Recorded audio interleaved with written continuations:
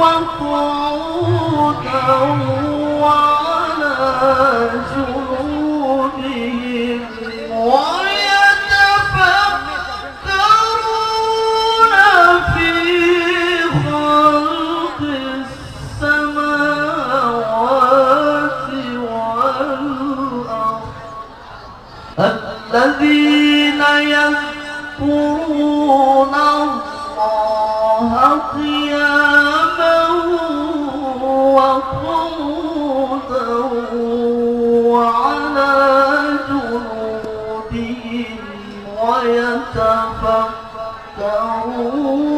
في خلق السماوات والأرض. Sejarah Kabupaten Cirebon mengawali cerita sejarah ini sebagai Purwadaksina. Purwakawitan Daksina Kaukasan tersebutlah kerajaan besar di kawasan barat Pulau Jawa, Pakuan Pajajaran, yang gemari pare perapi loh Cinawi, subur kang sarwa, tinandur, murah kang sarwa, tinuku, kalau kamura sandang pangan, lan aman tentrem, kawon tenan nipun.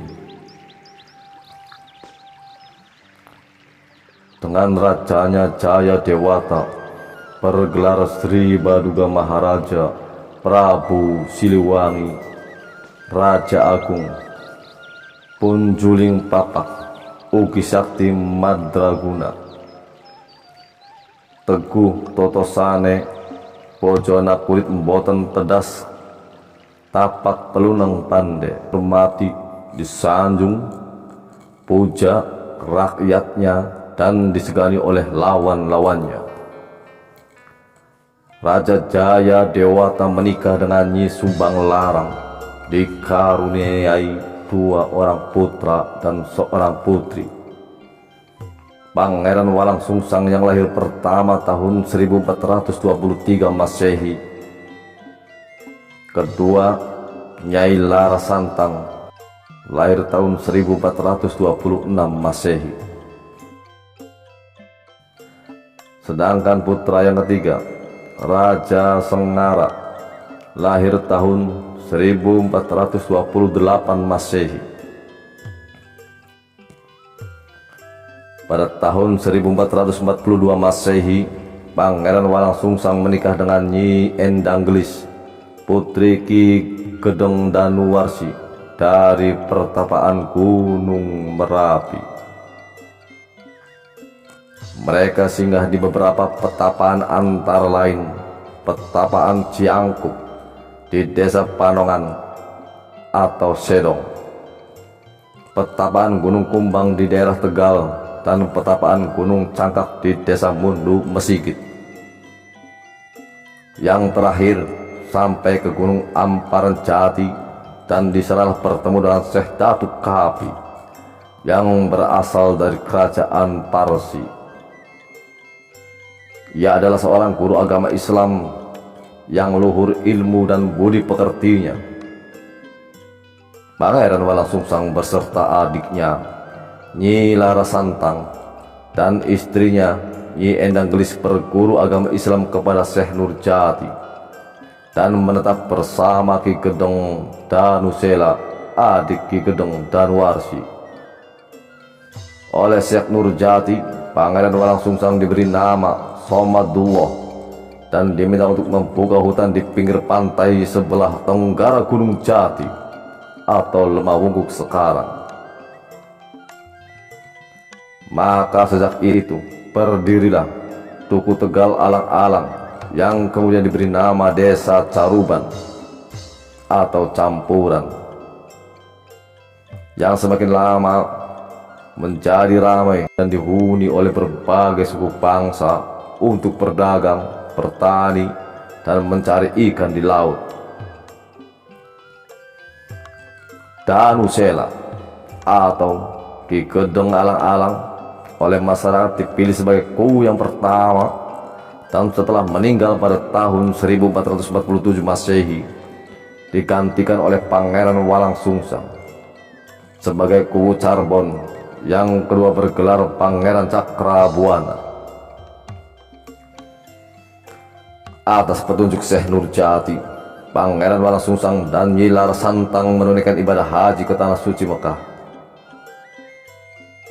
Pangeran Walang Sungsang mendapat gelar Haji Abdullah Iman, dan adiknya Nyi Larasantang mendapat gelar Hajjah Sarifah Mudaim.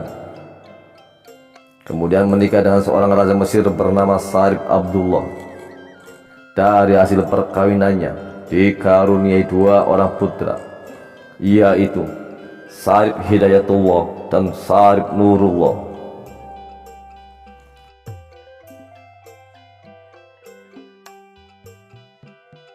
Sekembalinya dari Mekah, Pangeran Cakrabuana mendirikan tajuk dan rumah besar yang diberi nama Jelagrahan, yang kemudian dikembangkan menjadi Keraton Pakungwati atau Keraton Kesepuhan sekarang, sebagai tempat kediaman bersama Putri Kinasi Nyi Pakungwati. Setelah kakek Pangeran Cakrabuana Jumajan Jati wafat, maka keratuan di Singapura tidak dilanjutkan, atau Singapura terletak kurang lebih 14 km sebelah utara Pesarian Sunan Gunung Jati. Tetapi harta peninggalannya digunakan untuk bangunan Keraton Pakungwati dan juga membentuk prajurit dengan nama Dalem Agung Nyimas Pakungwati. Prabu Siliwangi melalui utusannya Tumenggung Jayabaya dan Raja Sengara atau adik Pangeran Walang Sungsang mengangkat Pangeran Cakrabuana menjadi Tumenggung dengan gelar Sri Mangana.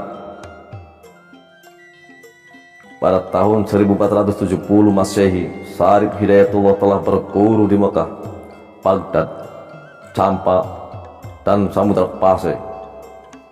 Datang ke Pulau Jawa, mula-mula tiba di Banten, kemudian Jawa Timur, dan mendapat kesempatan untuk bermusyawarah dengan para wali yang dipimpin oleh Sunan Ampel.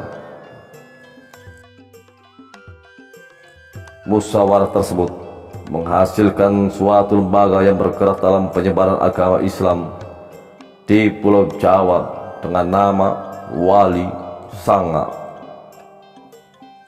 Sebagai anggota dari lembaga tersebut, Sarif Hidayatullah datang ke Charbon untuk menemui uaknya, Tumenggung Sri Mangana atau Pangeran Walang Sungsang, untuk mengajarkan agama Islam di daerah Charbon dan sekitarnya. Maka didirikanlah sebuah padepokan yang disebut Pekikiran atau di Gunung Sembung sekarang.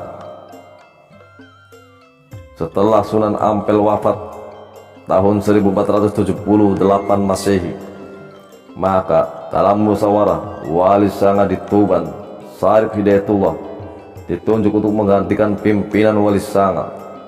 Akhirnya pusat kegiatan Wali Sanga dipindahkan dari Tuban ke Gunung Sembung di Charbon, yang kemudian disebut Pusar Bumi sebagai pusat kegiatan keagamaan. Sedangkan sebagai pusat pemerintahan Kesultanan Cirebon pada kedudukan di Keraton Pakungwati dengan sebutan Gerage.